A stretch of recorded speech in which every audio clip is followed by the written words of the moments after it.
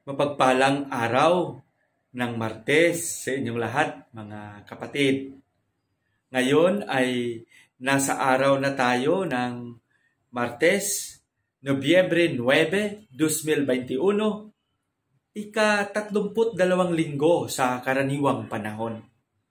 At sa araw na ito ay ginugunita natin ang kapistahan sa dedikasyon ng Basilika Luterano o Laterano. At ang pagdiriwang na ito ay nagpapaalala sa atin sa kahalagahan ng simbahan. Ang pagninilay natin sa araw na ito ay ibabahagi sa atin ni San Juan, Kapitulo 2, versikulo 13 hanggang 22. Malapit na ang Pasko ng mga Hudiyo, kaya't pumunta si Jesus sa Jerusalem.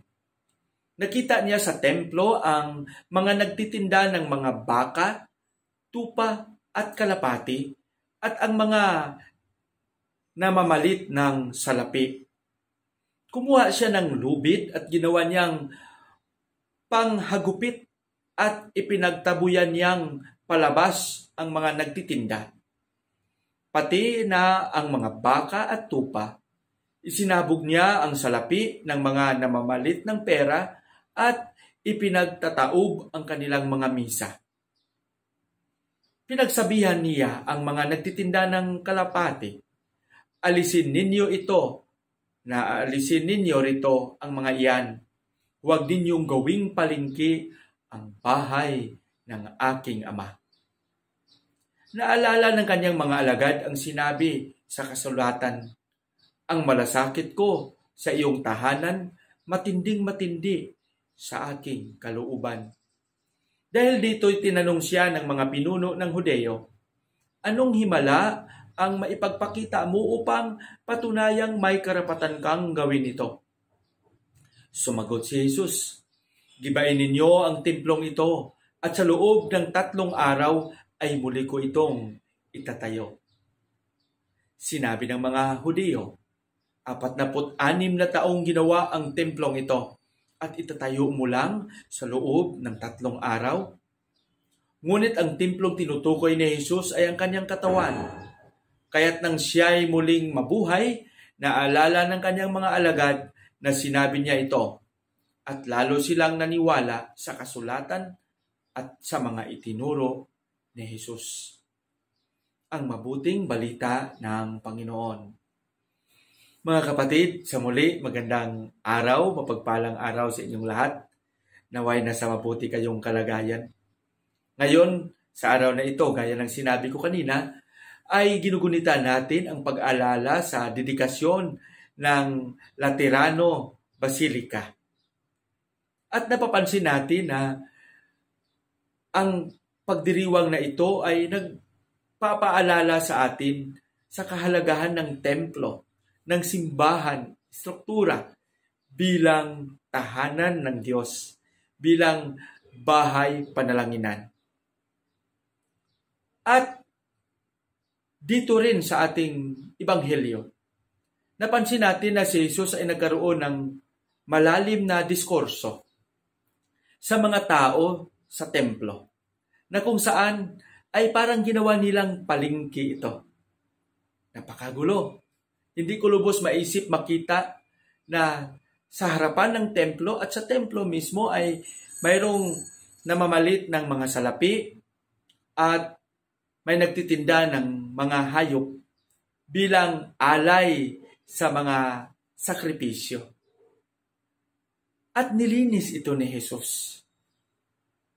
At doon sa pagsasalaysay ay binigyan ni Jesus ng diin ang kahalagahan ng, gaya ng sinabi ko, ng templo bilang tahanan ng Diyos. Para sa akin, mas magandang balikan at pagnilayan natin ito. Posible una, sa pisikal, panlabas na anyo, tayo rin ba bilang mananampalataya at bilang binyagan, nagpapahalaga din ba tayo sa simbahan? Mahalaga ba ang simbahan para sa atin? Nagbibigay ba tayo ng suporta sa pangangailangan ng simbahan bilang katawan ni Kristo at bilang bahay na kung saan tayo ay nagkatipon upang magdiriwang, magpasalamat at manalangin. Pangalawa, ay ang ating katawan bilang templo din. Handa ba tayong linisin ang ating katawan at ialay sa Diyos? Posible marami sa atin ang naging abuso na sa ating katawan. Hindi naman ako nagsasabi na mali yung paglalagay ng tattoo. Alam ko na minsan parang naging art na rin yan sa isang tao. O baka hindi ko lang lubos maunawaan. Pero minsan naging sobra na rin. Yung hikaw na pakarami sa ating tainga, sa ilong, sa bibig, kung saan-saan na lang.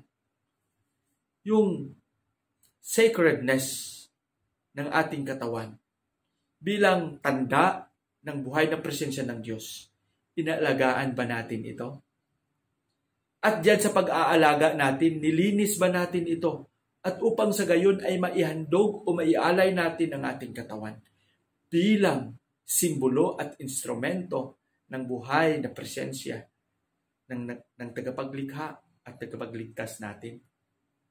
Mga kapatid, tayo ang totoong simbahan.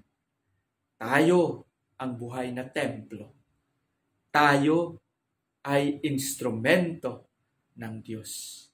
Ang bawat isa sa atin ay mahalaga. Ang bawat isa ay nagkaroon ng binhi ng pag-ibig.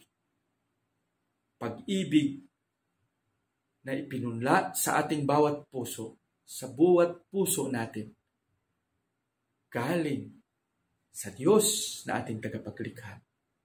Bilang tanda ng ating pag-ibig sa Diyos at pag-ibig sa kapwa, sana tayo ay maging instrumento ng templong ito. Ingatan natin ang ating katawan at ialay natin ang ating sarili sa bawat isa sa pamamagitan ng ating tapat na paglilingkod. Patnubayan nawa tayo ng Panginoon sa ating panalangin. Panginoong Hesus, aming tagapagligtas, maraming salamat sa mga biyayang ibinigay mo sa amin. Maraming salamat sa patuloy mong pag-unawa sa lahat ng aming mga pagkukulang. Tulungan mo kami at gabayan sa adaang aming tinatahas. Tulungan mo kami maging tapat na lingkod bilang palatandaan, bilang instrumento ng iyong buhay na presensya. Hiniling namin lahat ito sa pangalan ni Jesus na aming Panginoon. Amen.